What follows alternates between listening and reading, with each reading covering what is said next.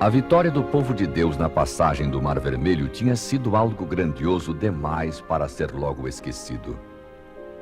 A guia e o cuidado do Senhor naquele episódio era o penhor da certeza de fé e da confiança que os israelitas deviam ter na promessa de Deus de conduzi-los a uma terra que seria só sua e onde a fartura seria uma realidade permanente.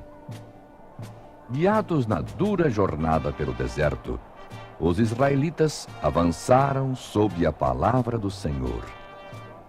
Depois de deixarem o Mar Vermelho atrás de si, caminharam no deserto de Sur durante 3 dias e não acharam água. Era natural que pagassem o preço de sua inexperiência para enfrentar os rigores de uma terra árida. Havia longos trechos sem água, e os pouquíssimos poços que havia ainda eram de água salobra, com gosto desagradável. A reserva de água que traziam do Egito estava se acabando. O sol ardente queimava seus corpos cansados de andar e fazia aumentar sua sede. Aqui era uma criança que pedia: "Mamãe, me dê um pouco d'água."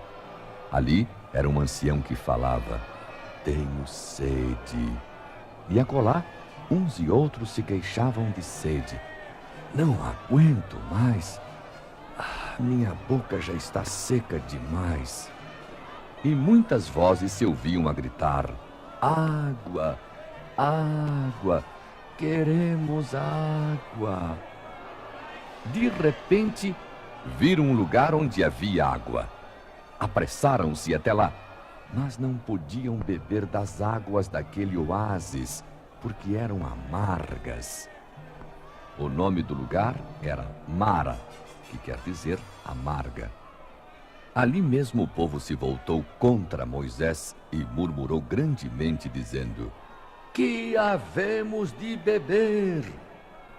Moisés clamou ao Senhor, e o Senhor lhe mostrou uma árvore e lhe deu instruções para que jogasse aquela árvore dentro das águas de Mara.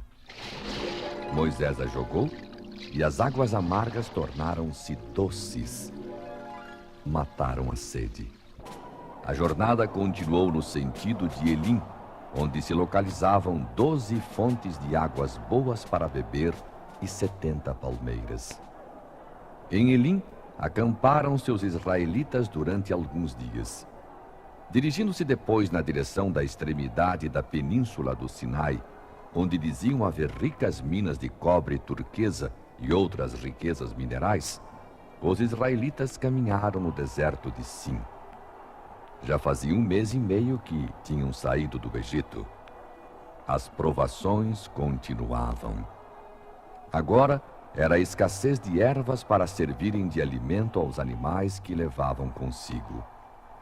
O deserto de Sim era muito seco, rochoso, e o cultivo de cereais um problema muito sério. As dificuldades eram muitas e reais mesmo para o povo de Deus ali. O próprio alimento que tinha vindo com eles, como parte da bagagem, começava a escassear. Moisés, diante do novo problema da fome, antes tinha sido o problema da sede, leva a Deus o assunto e lhe pede providências. Deus, que jamais passou por alto as necessidades reais de seu povo, prometeu: "Eis que vos farei chover pão do céu, e sairá o povo e colherá diariamente a porção para cada dia, para que eu o prove se anda em minha lei ou não. Mas ao 6º dia prepararão o que colherem, e será o dobro do que colhem cada dia." Os murmuradores, todavia, não tinham sofrido fome ainda. O suprimento estava quase acabando, mas não havia acabado. As necessidades do povo eram supridas perfeitamente, mas eles já começavam a se preocupar com o futuro. Mostraram-se ansiosos pelo dia de amanhã, mesmo tendo o Senhor numa nuvem de anjos, guiando, protegendo e conduzindo-os a Canaã. Parece que muitos deles não podiam compreender como um povo tão numeroso seria capaz de sobreviver numa peregrinação difícil através de terras desérticas, e projetavam em sua imaginação a fome que seus filhos passariam no futuro, a médio e longo prazo. Mais uma vez, o Senhor permitiu que Israel fosse provado. As dificuldades em geral e a escassez de alimentos, tudo acontecia para fazer os israelitas se voltarem para aquele que era o seu libertador. Se eles se dirigissem a Deus e o buscassem de todo o coração, Ele ainda lhes faria maravilhas e sinais, dispensando-lhes guia e cuidado, amor e proteção. E assim foi. Deus mandou-lhes carne naquele mesmo dia, e pela manhã, pão vindo do céu.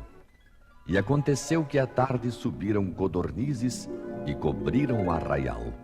E pela manhã havia uma camada de orvalho ao redor do arraial. Quando desapareceu a camada de orvalho, eis que sobre a superfície do deserto estava uma coisa miúda, semelhante a escamas, coisa miúda como a geada sobre a terra.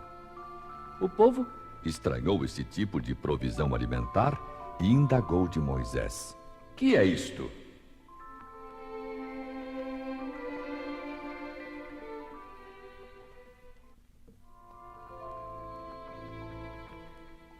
O servo de Deus respondeu que se tratava do pão que o Senhor havia dito que mandaria ao seu povo.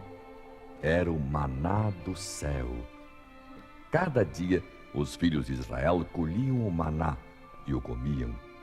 Se alguém deixava para o dia seguinte, tinha uma decepção, porque depois de um dia, esse pão criava bichos e cheirava mal.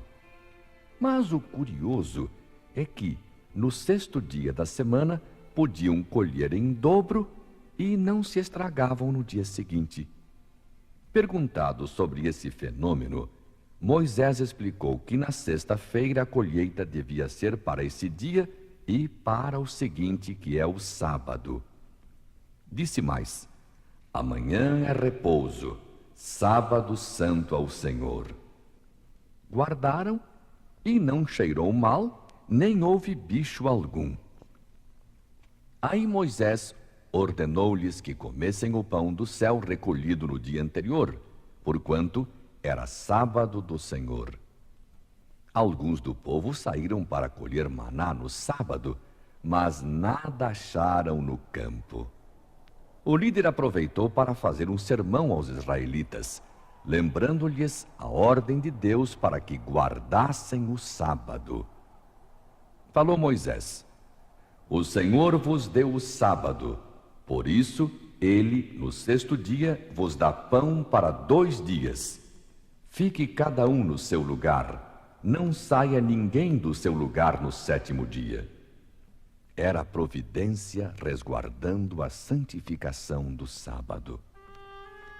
O pão do céu que alimentava Israel recebeu o nome de maná, porque era branco como a semente de coentro e tinha sabor de bolo de mel. Podemos imaginar que o maná era macio e muito gostoso e devia derreter na boca como se fosse uma pedra de açúcar. Resolvido o problema do alimento, afastado o perigo da fome no deserto, a caravana se movimenta na direção de Refidim, para o sul. Ao chegarem a Refidim, deram com um sério problema. Era a falta d'água. Outra vez a sede passa a ser o tormento do povo e dos líderes a quem o povo se voltava para apresentar suas queixas. Começou de novo a murmuração. "Dá-nos água para beber!" gritavam uns. "Por que nos fizeste subir do Egito para nos matares de sede, a nós e aos nossos filhos e ao nosso gado?" E Moisés, temendo ser apedrejado pelo povo, tal a sua revolta, apelou a Deus, sem saber o que fazer agora. O Senhor orientou-o para que reunisse alguns anciãos dentre o povo e juntos fossem a uma determinada rocha em Horebe. Lá chegando, e por orientação pessoal de Deus, Moisés bateu na rocha e a água jorrou abundante e boa. Mataram a sede, mas nem sonhavam com o tipo de problema que os esperava depois de matarem a sede. Precisavam ainda de disciplina, e Deus permitiu que inimigos viessem pelejar contra eles. Mais uma provação na jornada pelo deserto. Os descendentes de Amaleque, parente de Esaú, irmão de Jacó, chamados Amalequitas, vêm pelejar contra os israelitas. Os amalequitas moravam na região de Horebe e formavam uma tribo feroz e guerreira. Vieram com a disposição de liquidar com Israel e ficar então com suas riquezas, animais e todos os seus bens. Moisés, quando percebeu a guerra armada, falou com Josué e o encarregou de organizar as suas forças guerreiras. Não foi fácil, pois viveram séculos em escravidão e não tinham preparo para a guerra. O exército israelita era mesmo sem experiência. Moisés, Arão e Hur subiram a uma montanha a fim de observar a luta. Com os braços erguidos para o alto e segurando a vara milagrosa em sua mão, Moisés orava continuamente ao Senhor, pedindo para que Israel vencesse a batalha. Arão e Hur notaram que enquanto Moisés mantinha seus braços erguidos, Israel prevalecia, e quando os abaixava, os amalequitas venciam. Já cansado de levantar os braços e sua vara, Moisés foi ajudado por Arão e Hur, um de cada lado, segurando-lhe os braços bem no alto. Desse modo, ficaram até a hora do pôr do sol, e Israel venceu aquela batalha. A atitude de Moisés foi evidência da proteção de Deus sobre seu povo. Sim, Deus protege aqueles que o amam e o temem. Pode permitir que sofram para seu próprio bem, mas não os desampara nunca. Deus ama seu povo. Deus ama você também, ouviu?